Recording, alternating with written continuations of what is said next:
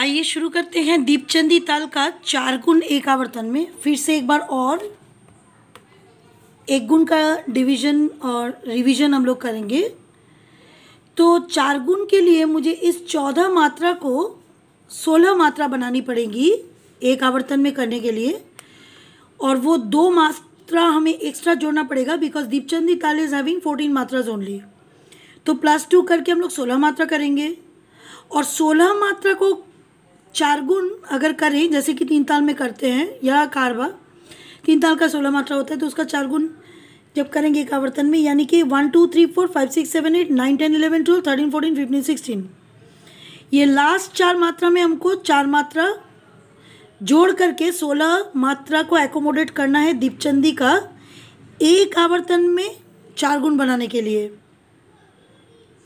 तो हम लोग 11th मात्रा में 2 मात्रा और जोड़ करके तब जाके 16 मात्रा टोटल बना सकते हैं, क्योंकि दीपचंदी ताल जो है वो 14 मात्रा का है, यानी धा धिन धा धा तिन ता तिन 1 2 धा धिन धा धा धिन ता तिन धा धा धिन धा 1 2 धा धिन धा धा धिन ता तिन धा धा धिन धा। आइए लिखवा के समझाते हैं। 10 मात्रा तक मैं ऑलरेडी लिख चुकी हूँ, बाकी बचे 14 मात्रा में से 4 मात्रा, उसमें मैं 2 मात्रा जोड़ूंगी यानी कि 2s लिख दूंगी पहले, फिर दीपचंदी ताल को पूरा मैं लिखूंगी एक बार और।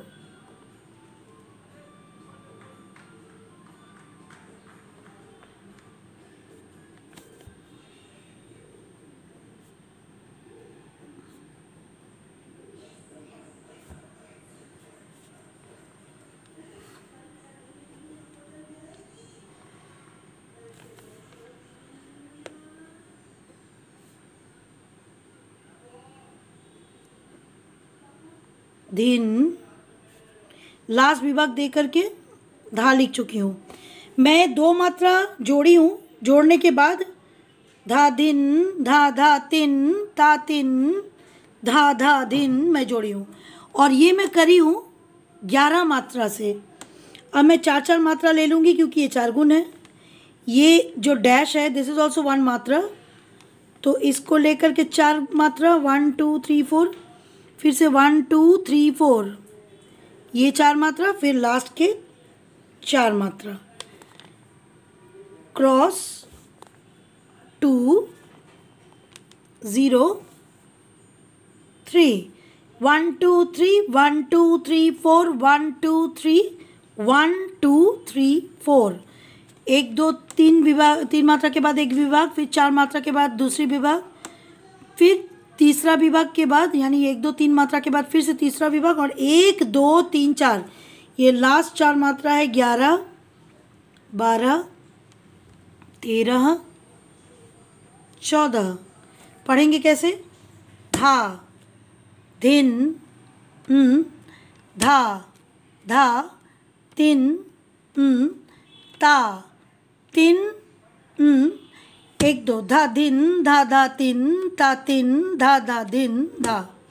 ये जो लास्ट में 1 2 धा धिन धा धा तिन ता तिन धा धा तिन धा, यानी लास्ट 4 गुण का जो मात्रा है वो आपको 1 2 3 4 5 6 7 8 1 2 3 4 5 6 7 8 कारवा ताल का छंद लीजिए।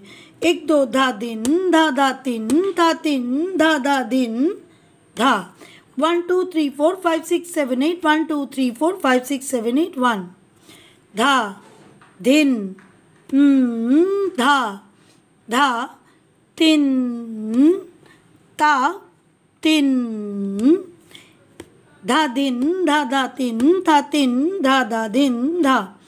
हमें सिखाया जाता था कथक डांस में कि ये एस जो है उसको साइलेंट, यहाँ तक कि धा धिन इसको भी हम लोग साइलेंट ही रखते थे जब हाथ में ताल पढ़ के दिखाना होता है। तो ये लिखित पद्धति I think you have understood.